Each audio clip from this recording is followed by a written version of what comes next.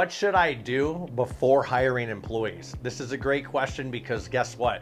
You want to be eager, you want to go get employees, you want to get the stuff done, but you need to understand a few things beforehand.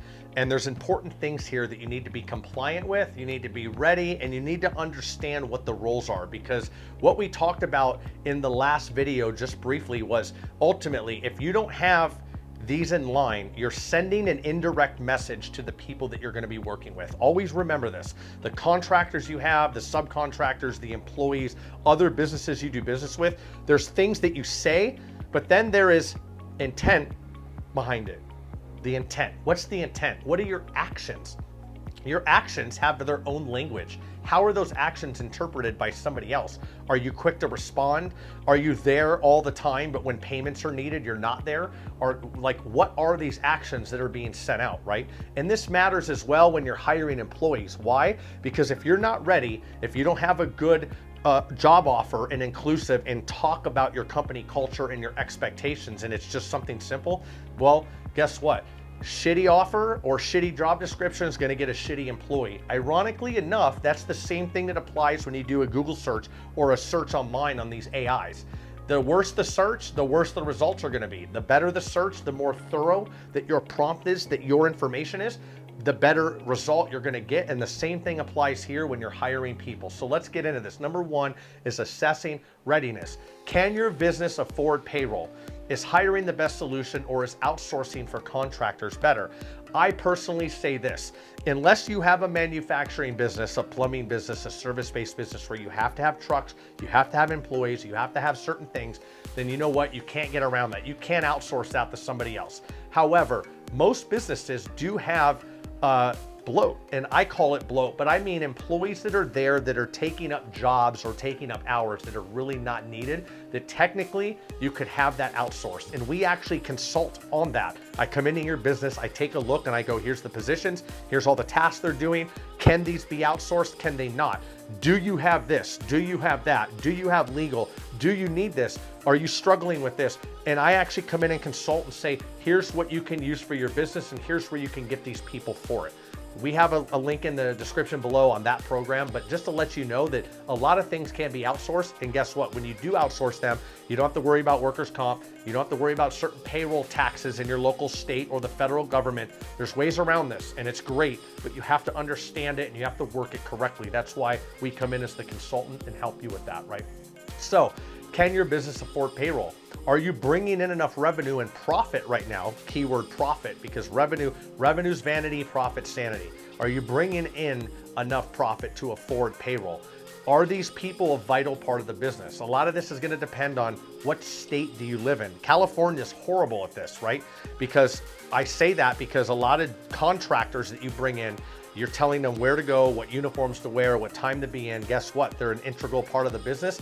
They consider that an employee that's not a contractor, right? But yet they'll do that with FedEx trucks. Whole nother conversation there. So with that said, define the role clearly. You want to set, number two, define the role clearly. You want to set expectations up front.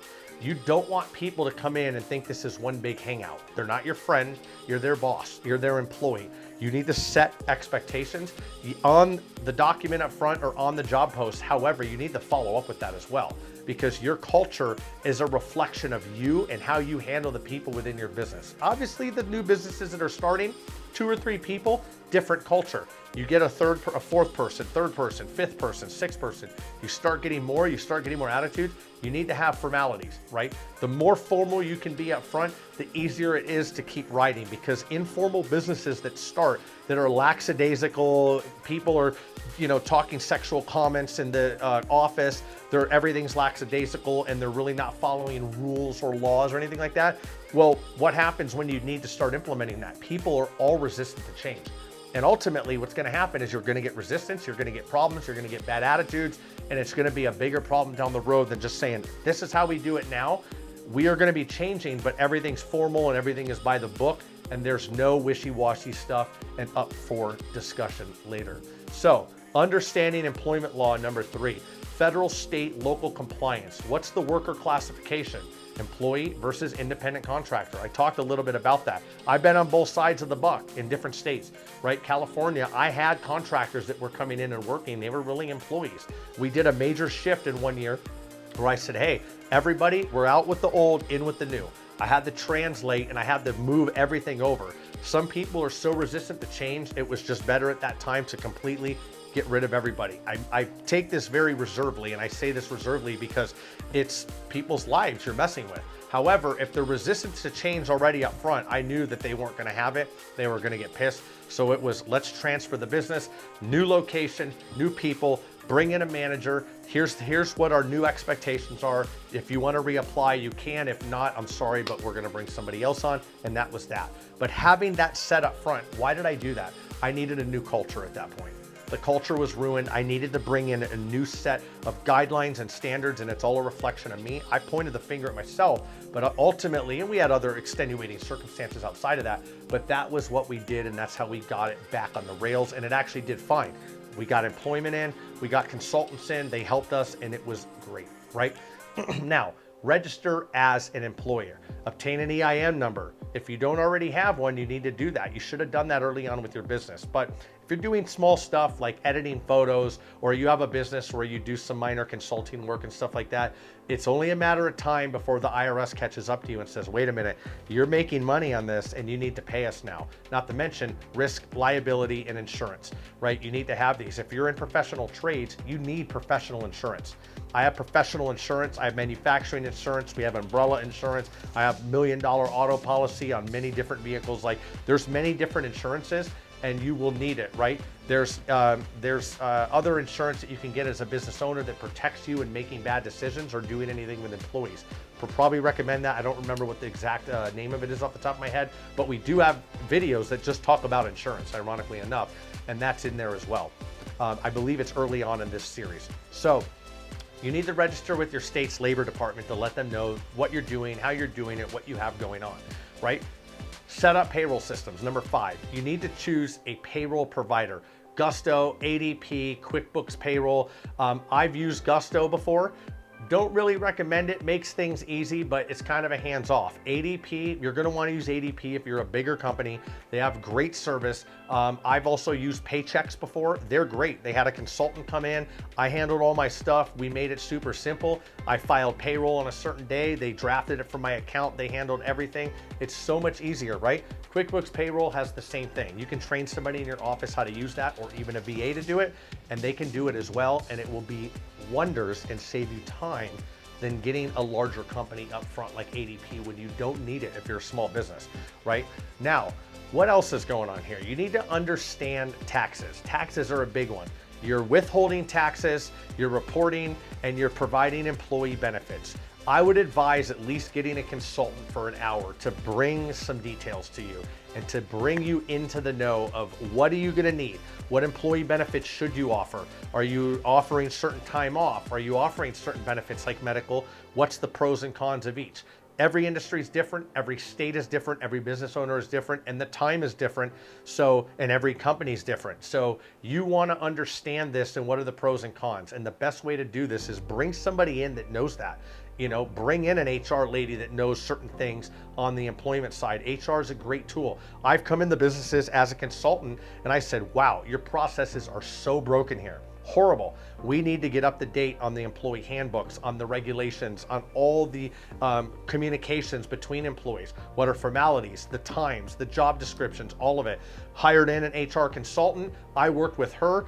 On the side, I became the consultant in the business. Certain things I would bring her in to do videos, but really I relayed it, and ultimately it worked great. We brought the business up to par and things were great. I would recommend the same thing. This is something that we do here as well, so check below. We do have programs that show you how to do this, right?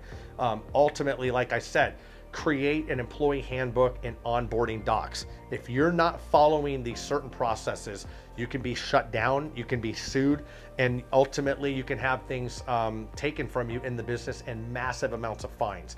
You need to know what an I-9 is. You need to follow that to a T. Certain misspellings on that, dates in the wrong order, names in the wrong order, information put in wrong areas or not at all of that has fines. Some of these fines could be $500 to $1,000 per occurrence, per paper. So if you have 5 errors on a paper, you could look at a $5,000 fine just for one piece of paper. Think about that across many employees. Don't mess with it. Get it done up front, have it in line, right? Get the right insurance. Number 7 is get the right insurance. Workers' compensation, liability insurance, unemployment insurance, all of it. I've talked about it. We have an entire segment just on insurances. That's non-inclusive. There's many other insurances out there. You can GPT it. You know, what are all the insurances my business and my industry would need if I'm going to be doing this in this state during this time? Give it as much details as possible. Find these details out and then get with a consultant and get more information on that and balance it out and have a good conversation to be in the know. Like we talked about on the last video as well, that will close this one out, is culture and fit. Hire for attitude and alignment, not just skill. You want to be upfront with people in your job descriptions. You want to make sure that the job descriptions are good, they're thorough, but they talk about the culture as well. If you're a bigger business and you're curious about this, one of my go-tos is cultureindex.com. What they do, and it's phenomenal, is they actually will take you, bring them on, and they're not cheap, you know, more than $10,000, but you bring them on, and if you're hiring for a key position, they will actually do an assessment of you and a couple other key players in your business to get a culture fit. And this is based on data, similar to like a personality test, but it's not a personality test. And then they run an ad, or you put your ad out there, and to bring people on to your business for the position, they have to complete an assessment. And that assessment will either reject them or bring them in. If it brings them in, they're a good culture fit for your business. You get 3 to 5 of those, then you do your interview, and then you pick from there. So it's data-driven, science-backed, and ultimately gets to the core of human behavior, because human behavior is number 1, the most critical, not just skill. I say this because if you bring somebody in that has a great skill and you think that you can change their behavior later, probably not going to happen. Behavior is there, it's ingrained. We're adults, we all carry this from childhood, right? Childhood, suffering, reward, and how we made friends. So ultimately, if you're bringing somebody in and they have good behavior, good morals, a good compass, a good, decision pattern and values that are behind them, ultimately, you could teach them the skill. Skills are teachable, behavior normally is not, right? It's hard. It's like training a dog how to walk through a door halfway through life. Right? It's a lot harder than it is. Humans are the same way. We're mammals, right? So culture and fit is big. First hires shape company culture, so choose wisely. Hire slow, fire fast. Make sure early on, we talked about this, make sure that you have a good culture and that you set good expectations and you bring good people on. Family members coming into business, probably horrible, right? Now, if you don't want to take my word for that, watch Marcus Lemonis, The Prophet, and you'll get all the information that you need from a couple of episodes on that, where family businesses work together. It may not be all of them, but family and friends, it's hard. I would recommend against it. What's up next is what's the most important advice in starting a business for starting a business. Now, we've talked about a lot here, but we have some most important tips coming up next. See ya.